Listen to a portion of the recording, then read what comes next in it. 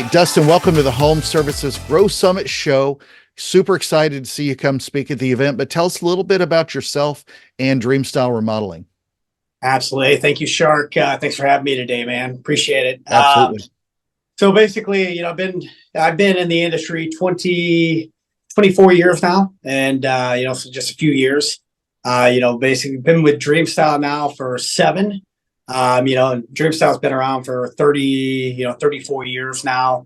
Kind of cool. When I've been part of that, I worked for a gentleman named Larry Chavez, which I think we all know and respect in the industry. He had recruited me for about 2 years to the San Diego branch. I know when I came here, it was about a $13 million branch. We grew it to 50 million is what we hit it out of there. We actually grew from 13 to 27 our very first year. So we had lots of growth, a lot of great team building. The team we have is phenomenal. Done very similar things through my career with Renewal by Anderson in multiple locations, been with Champion, Pacesetter Corporation way back in the day, VP of through Home Depot, the exterior services side of it. So just had a lot of experience on the window, door, bath side of it. Very much had extent with roofing, just about anything you can think of in the industry. And Mr. Chavez and through here, as you know, we just got bought by private equity, which is a key term in the remodeling industry through here. Obviously a big one. So, just blessed to be able to work with him and Joyce, knowing that they started the company on $500 on a credit card a long time ago. Very cool to see, the $200 million giant that we built it up into. So very cool to kind of hit that vast. But there's a quick background there. Yeah. Yeah. Well, so when you think about, how this industry, it's been a different flow of a roller coaster over the last couple of decades, but especially over the last few years, especially since COVID money sort of stopped and we sort of get back into the normalness. But what are the challenges that you sort of saw in place as we came out of the pandemic and when people stopped having all that free, COVID money to spend and they got back? How have you sort of helped the business, if you will, kind of continue with that pace of growth? Yeah, well, the biggest thing is, again, I call the COVID crush. Because COVID crush, everyone had a crush on COVID, right? Because obviously people sitting home, spending money, staring at their home, realizing that they needed those improvements. Now you're competing with vacations, you're competing with day-to-day kids athletics, travel leagues, all those things that were shut down there for quite a while. Now they're spending their money. Excuse me, they got a choice where they're spending their money again. And so again, you have to be a on your game if you're not building urgency, pain, trust, and all the things that you had to do back in the old school. You go into the what I call the false belief or the imposter syndrome. You can realize real quick what imposter syndrome looks like when you were sitting on top of the hill and your legs got kicked out from under you, and now you're trying to scrape for every dollar. You get every company trying to do that same thing again. And I'm really interested to see how the new lead thing's going to come up. Where everybody can only get, one shot at one lead. Right. You better be dang good because the cost to advertise is about to go through the roof as well. So, you got to get back to the brass roots, and not only brass roots, but if you're not changing, with AI and the different things that are coming out today and trying to figure out how to, one up your business and be relevant in 2024 now. You're going to be in for a hard year if you think you're going to do what you've done and get what you've always gotten, right? Yeah. So what are you running into as far as your daily challenges in this business? And really, moreover, what do you think you can do to help others get over that hump? Yeah. I think a lot of it is, you got more finance declines are on the rise, right? Basically customer confidence is down. Debt ceiling's high. So again, people are less likely to spend because basically the credit card debts and different things like that a lot of people are raised up over the last little bit here has definitely ballooned, right? But at the end of the day, people remodeling industry is one of those that is a recession-proof business, right? So if you come in and you handle your business correctly and realize that you still got a job, you still have a process, you still got a breed need, you still got a price condition. You have to do all the things from a sales component And as long as you're doing the things you need to be doing and you're executing at a high level, you're still gonna get your piece of the pie. But if you come in and you think you can just warm up and have a great personality and people are going to buy from you just because they like you now, those days are gone. I mean, it might happen every now and then, but we don't want to rest our laurels on 18-20% of people. We want to have it up into the 30s, 40s, depending on which price point is there. And make sure again you're executing, because if you're not up to date on how to present the right financing, you're not up to date with your team on basically goal setting, or how many arcs or self-gens, or basically what types of jobs you're revisiting the installs, things you're doing to organically grow your business, as they call blue ocean in the private equity world, right? In the real life, we call it good business practices, meaning that not 20% of that's not coming from good business practices, and you're going to be floundering this year, right? In the past, it was cheaper. They talked about at a different organization that it was cheaper to get new leads than it was to farm your old previous customers, right? And this year, you're going to have to depend a lot on outbound scripting. You're going to have to depend a lot on things to go back to the grassroots, almost guerrilla type marketing that will make you good this year. Because let's face it, we are an election year as well. So if you're not facing that election year, you're not realizing that you're going to get preempted in TV, right? A lot of your newspaper, radio, or anything like that you're trying to get a hold of, you're gonna have a hard time competing, because again, you're playing with political dollars. And I know if you've ever been through an industry, where obviously election happens every 4 years, it gets tough this year, right? And this year is a time where the strong get stronger and the weak get crushed. And again, if you are sitting around waiting for something to happen, you're going to get crushed this year. There's just no doubt about it. Yeah. Well, other than just mindset, I know you're a big proponent, as I am, of putting the right processes into place. So talk a little bit about putting those into what you've done to put those into place, and what you've seen, how you've seen that help improve the business you're working in today. Oh, absolutely. I think anything that you have to do, I think people or businesses fail for three reasons, right? I think first you look at is capability. And capability, hiring the right capable people to do the job, right? Remember, people are not all replaceable. Sometimes we think that people are replaceable. No, not everybody's replaceable, right? There is a fair share that if once the systems are built, you get into. But if I don't have the right architect to help me implement the systems, then the systems are going to be broken, or they're going to be shafted, or they're going to constantly be changing, right? And the second is basically training, right? If you're providing the right training to basically get your team on top, right? If we know when things get tough, you increase training, you don't decrease it, right? Because the third reason why people fail is focus, right?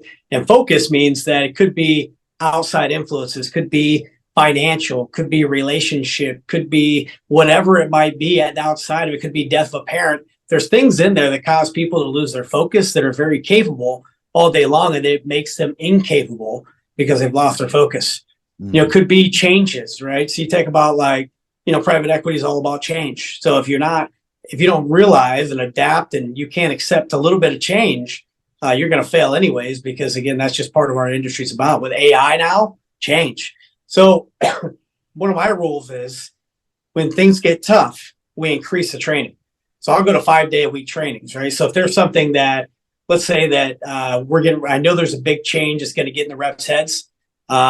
They're going to be, Chicken Little in it, right? The sky's falling, right? Instead of giving them the option of doing it, we're in every morning, 8:30, and then we're training till 9:15 every single morning on something harder than happens in real life. So again, it keeps their focus on what the training is, and not failing the training, instead of basically having time to gossip, sit around, and do the things they need to be doing. It's helping move that needle, right? If they're not capable, I shouldn't have hired them in the first place.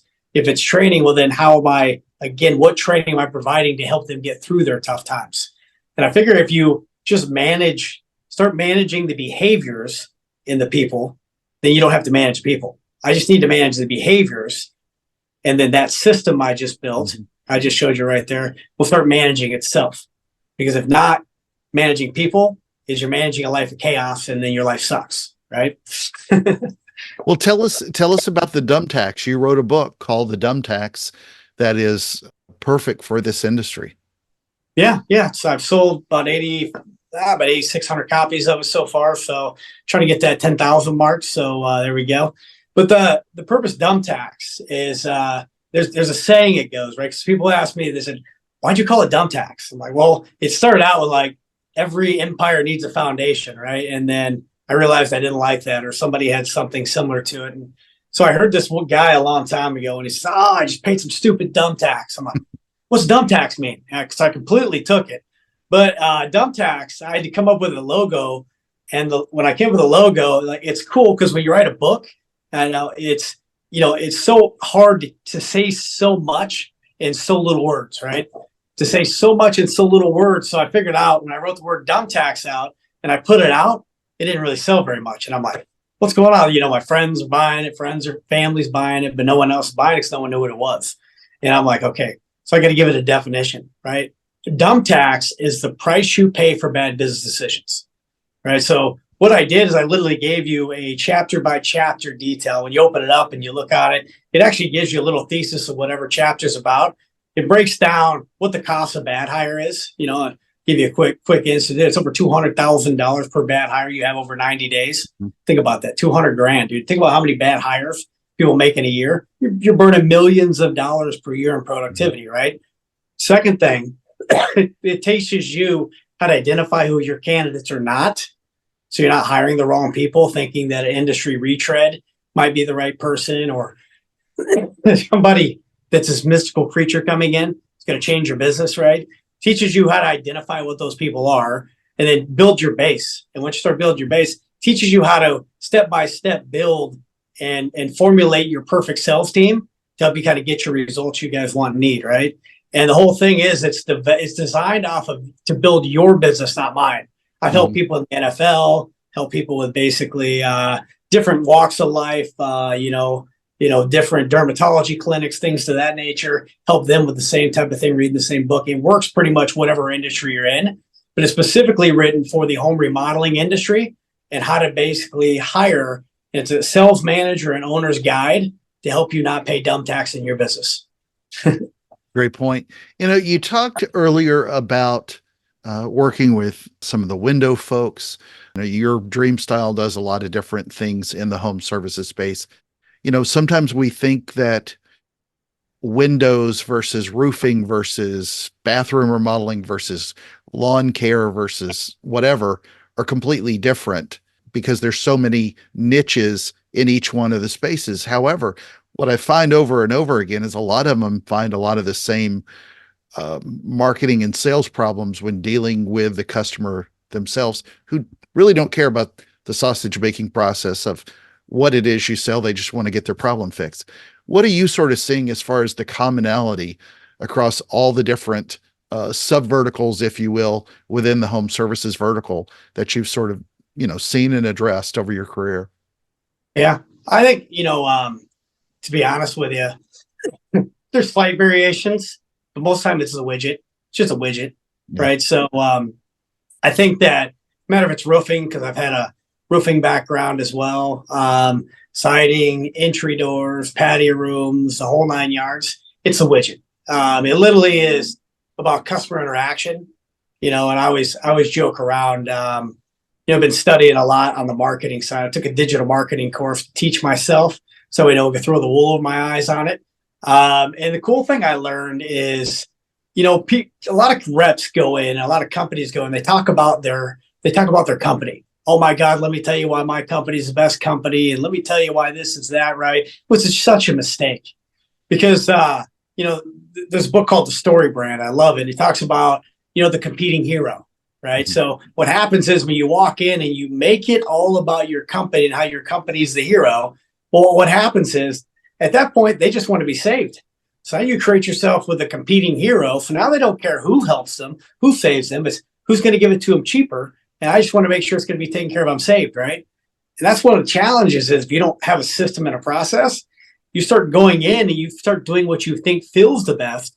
And you end up walking out of that thing empty handed, walking back where they tell you they're going to call you for sure that you're the best sales rep in the world or best sales company in the world. They're going to call you back next week only to fall short and they end up going a different direction, right? So there's so many variables on that as far as it goes. But the way you market, like, depends on market penetration. Like I think back in the day when I did the roofing, you could spend, 3% or 5% of the market was in for a roof, 3% was in for windows, right? So I could spend less money, get more leads in some aspects. Bass kind of that same way. It's hot right now. So it just depends on what your marketing mix is, how you're getting to your marketing, what you're spending your marketing in, and making sure you're getting your ROI.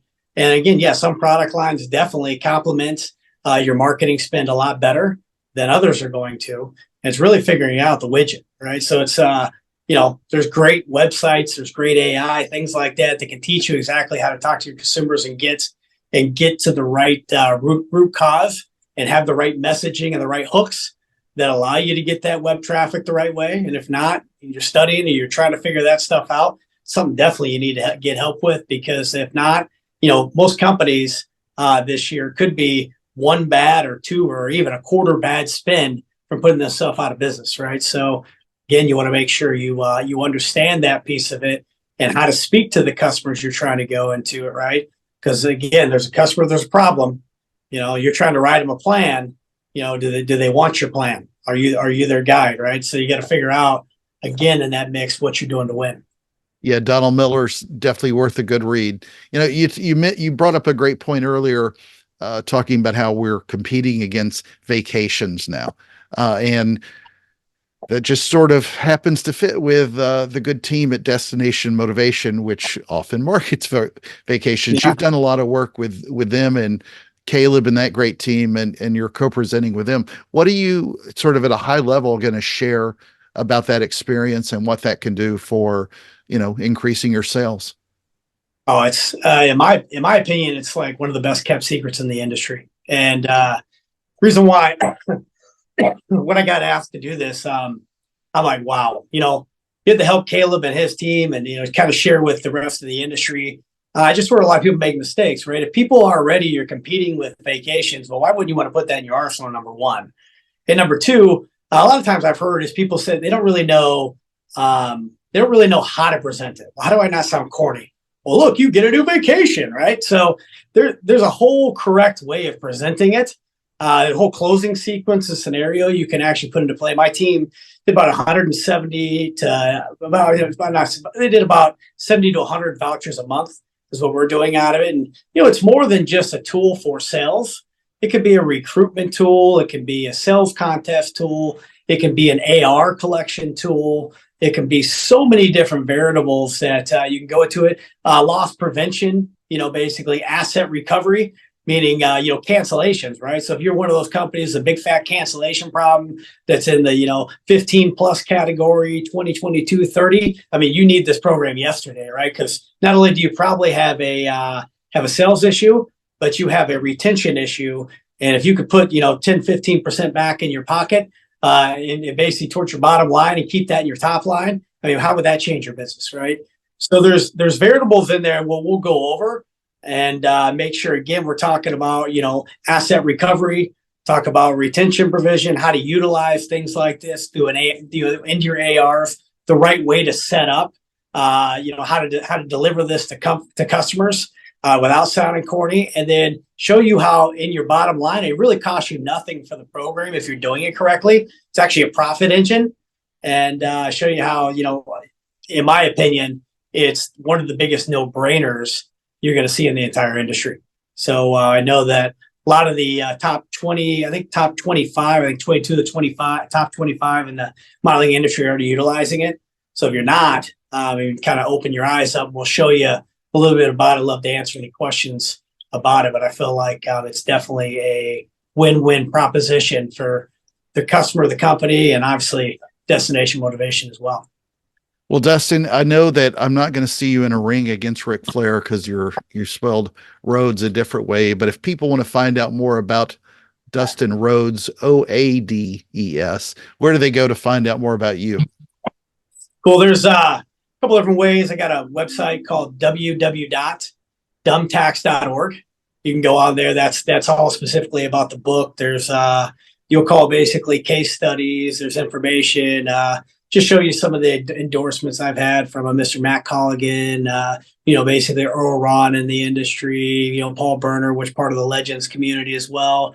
And then literally my buddy Derek Cox, 7-year NFL veteran. Now he's actually one of the guys. One of his new clients is the kicker for the basically Dallas Cowboys. Right, this is new client out there. I think one of the best kickers in the country right now. He's one of the endorsements on the back of there. Just cool stuff on that. And also, if you want any kind of sales training stuff, you can go to www.reimaginingresults.com. And again, there's some good sales training. We actually have something called the Sales Toolbox. Has 19 different closes, 6 different mindset tricks to help you and your reps while they're driving around the car. And as a matter of fact, if you think you're a good closer already, there's actually a certification program at the end of it where we'll certify you if you can pass the test at the end of it. If you don't pass at a 90% plus, you don't win. But the other day, it's 23 years of experience popped right into that to help the industry to get back. So, perfect. Yeah. Well, if you want to see Dustin speak, and you should, you got to join us at the Home Services Growth Summit, February 27th and 28th in Atlanta. So go to HomeServicesGrowthSummit.com. Dustin, thank you so much for being with us today on the Home Services Growth Summit show. And I look forward to seeing you here in just a couple of months. All right. What day is that again? February 27th and 28th at HomeServicesGrowthSummit.com. Thanks, Shark.